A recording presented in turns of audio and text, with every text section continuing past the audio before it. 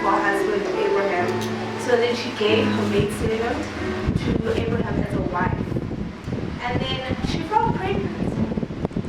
And then in that situation where she fell pregnant by Abraham, Sarah then started to ill-treat her and started to, the way she was treating her.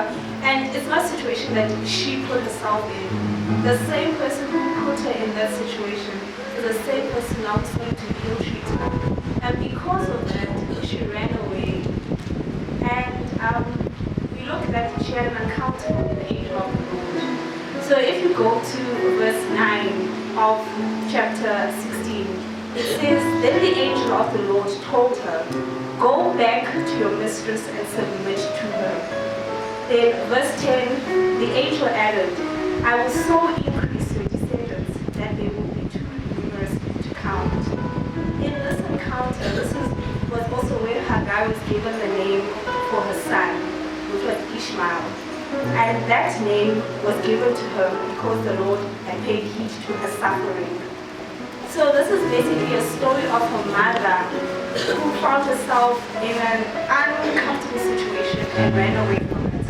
However, God had other plans for her and instructed her to go back. So she's going back to this uncomfortable situation. And she, she's thinking, I'm sure in her mind, she's probably thinking like, I'm going back there, this person is going to ill-treat me. But because of the promise that the Lord had given unto her, she knew that there was something great that was going to come out of the situation that she found herself in. So in her obedience of going back, God blessed her and her son, just as he had promised. So this is the reality of many mothers of today, where they find themselves in uncomfortable situations, whether it be financially, whether it be a single mother who has to look after her children, or maybe she's in a marriage where she feels like this is too much for me, such a heavy load. But because the Lord has told her that this is your husband, she stays there. And it's a situation that she keeps to herself. It's not something that she shows to her children. It also reminds me of a time that my mother and I went through. But she was really good at covering it up because she recently told me about that situation.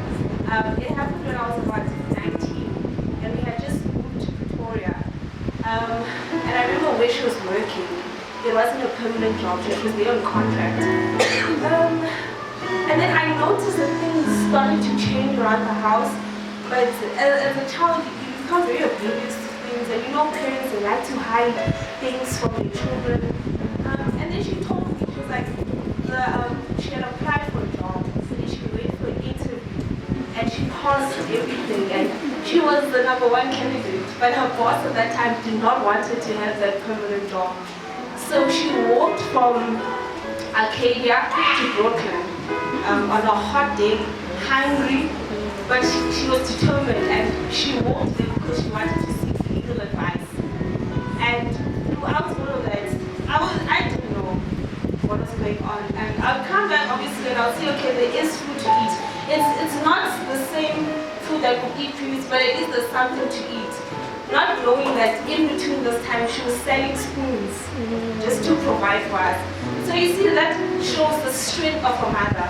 And that's why I respect mothers so much. We look up to you guys, and we just want to thank you. You give yourself so selflessly each and every day.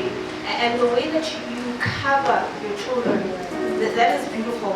That is wonderful, because even throughout that, I would see, like, when we lived in a 2-bedroom, so we had to move to one room, and then someone moved into the other room, and then other people lived in the lounge. And I was like, okay, now the situation is getting bad. But in all of that, she was still able to provide.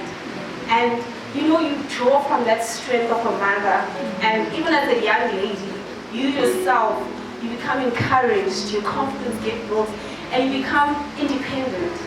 So, in essence, my message is just to say thank you so much, and to just encourage our mothers to keep on fighting the good fight. And I want to speak Psalm 46, verse 1 to 3. Declare that God is your refuge and strength, and ever-present help in trouble.